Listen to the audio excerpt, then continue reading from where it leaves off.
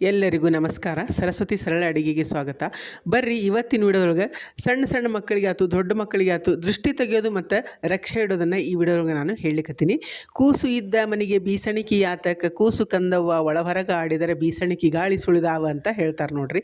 ಮಕ್ಕಳಿದ್ದ ಮನೆಯೊಳಗೆ ಸಂಭ್ರಮನ ಬೇರೆ ಇರ್ತದೆ. ಆ ಮಕ್ಕಳ ಜೊತೆ ದೊಡ್ಡವ್ರು ಏನದ ಮಕ್ಕಳಾಗಿ ಆಟ ಆಡೋದು, ಅವು ನಗೋದು, ಅಳೋದು, ಅವೊಂದು ಚಂದನ ಬೇರೆ. ಯಾಕಂದ್ರೆ ಮಕ್ಕಳಂದ್ರೆ ದೇವ್ರು ಇದ್ದಂಗೆ ನೋಡ್ರಿ. ಮಕ್ಕಳೇನದ ನಾವು ನಾನಾ ರೀತಿಯಿಂದ ಆಟ ಆಡಿಸ್ತೀವಿ. ಅಂದರೆ ಸಕ್ಕರೆನ ಮುಕ್ಲೆನ ಬೆಲ್ಲನ ತಿನ್ಲೆನ ಕಲಸಕ್ರೆನ ಕಡಿಲೆನ ಅಂತ ಹೇಳ್ತೀವಿ. ಮತ್ತು ತಿನ್ನಲಾರ್ದ ಹಣ್ಣು ಬಲು ರುಚಿ ಅಂದರೆ ಮಕ್ಕಳು ನೋಡ್ರಿ. ಗಾದಿ ಮಾತು ಹೇಳ್ತಾರೆ. ಅವ್ನು ಬೇಕಾದಷ್ಟು ಮುದ್ದಾಡ್ತೀವಿ ನಾವು.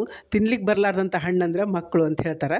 ಈ ಮಕ್ಕಳೇನದ ದೇವ್ರ ಸಮಾನ. ನಮ್ಮ ಮನೆಯೊಳಗೆ ನಮ್ಮ ಅಜ್ಜಂದ್ರೆ ಏನದ ಹಳೆ ಕಾಲದಾಗೆಲ್ಲ ಈ ಆಡು ಭಾಷಣ ಏನದ ಒಂದು ಹಾಡಾಗಿ ಮಾಡ್ತಿದ್ರು. ಅಂದ್ರೆ ಮಕ್ಕಳು ಮಲಗಿಸೋದಾತು, ಎರೆಯೋ ಮುಂದೆ ನಾವೇನು ಮಾತಾಡ್ತೀವಿ ಅವನ್ನ ಹಾಡಿನ ರೂಪದೊಳಗೆ ಹಾಡ್ತಿದ್ರು. ಆ ಒಂದು ಹಾಡನ್ನು ಇಲ್ಲಿ ಮೊದಲು ಹಾಡ್ಲಿಕ್ಕತ್ತೆ ನೋಡ್ರಿ. ಅಳಬ್ಯಾಡೋ ಎನ ಕಂದಾರಮ ಒಳಗಿಲ್ಲಿ ಬಾವ ಬಂದ, ಅಳಬ್ಯಾಡೋ ಎನ ಕಂದಾರಮ ಮಿಗಿಲಾದಂಗಿಯ ತೊಡಿಸಿ ಒಗೆದ ಹಾಸಿಗೆ ಹಾಸಿ, ಮಗುವೆ ನಿನ್ನಯ ಕೋಮಲ ದೇಹಕ್ಕೆ ತಗಣಿ ಕಡ್ದಾವೇನೋ ಅಪ್ಪರಮನಿಗೆ, ಅಳಬ್ಯಾಡೋ ಎನ ಕಂದಾರಮ ಈಗೆರಡು ದಿನದಿಂದ ನೆಗಡಿಯಾಗಿದೆ ಎಂದು ಬಗೆ ಬಗೆಯರೆವುದ ಬಿಟ್ಟುದರಿಂದಲೇ ನೆತ್ತಿ ಬಿಗಿದಾವೇನೋ ಅಪ್ಪರಮನಿಗೆ, ಅಳಬ್ಯಾಡೋ ಎನ ಕಂದಾರಮ ಒಳಗಿಲ್ಲಿ ಬಾವ ಬಂದ, ಅಳಬ್ಯಾಡೋ ಎನ ಕಂದಾರಮ. ಹಿಂಗೇನದ ನಮ್ಮ ಅಜ್ಜಿಯವರೆಲ್ಲ ಕಟ್ಟಿ ಕಟ್ಟಿ ಆವಾಗಲಿಂದ ಮಕ್ಕಳಿಗೆ ಹಾಡು ಹಾಡ್ತಿದ್ರು ನೋಡ್ರಿ.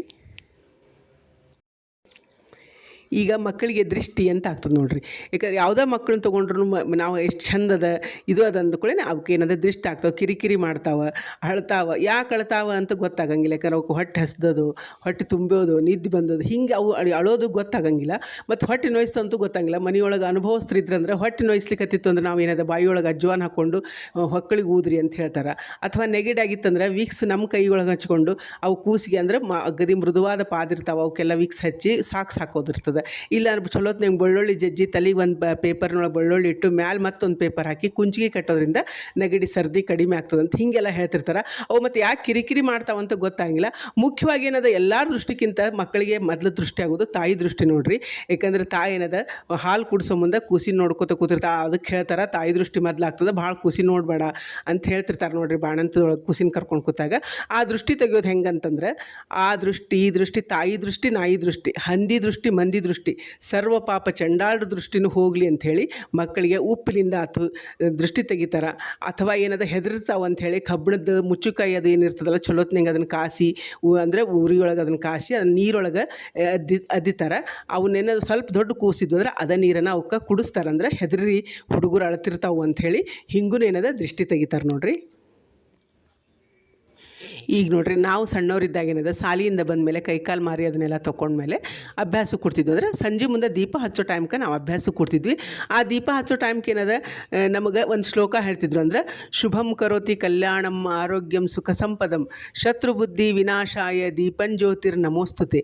ಸಂಜೆ ಬಂತು ಸಂಜೆ ಮಹಾಲಕ್ಷ್ಮಿ ತಾಯಿ ಮನೆಗೆ ಬಂದ್ಲು, ಆಕಳು ಬಂತು ಆಕಳ ಕರ ಬಂತು, ಹೂ ಬಂತು ಹೂವಿನ ಹೆಡಿ ಬಂತು, ಮಹಾರಾಜರು ಮನೆಗೆ ಬಂದರು, ಗೆಜ್ಕಾಲ್ ಮಗ ಆಡಿ ಬಂದ, ಬಿಂದ್ಲಿ ಕೂಸೆದ್ದು ಕೂತು, ಸಪ್ತ ಸಾಗರದಷ್ಟು ಬತ್ತಿ ಹಾಕಿ ಸಮುದ್ರದಷ್ಟು ಎಣ್ಣೆ ಹಾಕಿ ಸಂಜೆ ಮಹಾಲಕ್ಷ್ಮಿ ತಾಯಿ ನಿಂದೀಗಿ ಅಂಥೇಳಿ ದೀಪ ಹಚ್ತಿದ್ರು. ಅದನ್ನು ನಾವು ಹೇಳ್ಕೊತ ಬಂದೀವಿ. ಈಗಾದರೂ ನಾವು ದೀಪ ಹಚ್ಚೋ ಮುಂದೆ ಆ ಶ್ಲೋಕ ಹೇಳಿನ ದೀಪ ಹಚ್ತೀವಿ. ಈಗ ನಾವು ಸಣ್ಣವರಿದ್ದಾಗ ನೋಡ್ರಿ, ಕರೆಂಟ್ ಹೋದು ಅಂದ್ರೆ ಅವಾಗ ಒಂದು ಸ್ವಲ್ಪ ಜನ್ರೇಟ್ರಿ ಇಂಥವೆಲ್ಲ ಇರ್ತಿದ್ದಿಲ್ಲ. ಅವಾಗ ಏನದ ಗುಬ್ಬಿ ಚಿಮಿಣಿ, ಕಂದೀಲ, ಚಿಮಣಿ ಇಂಥವೆಲ್ಲ ಏನದ ಹಚ್ಚಿಟ್ಟಿರ್ತಿದ್ರು.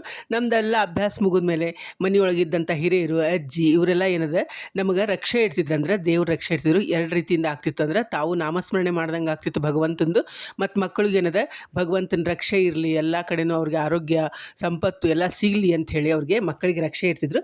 ಆ ರಕ್ಷೆ ಏನಂತ ನೋಡೋಣಂತ ಈಗ.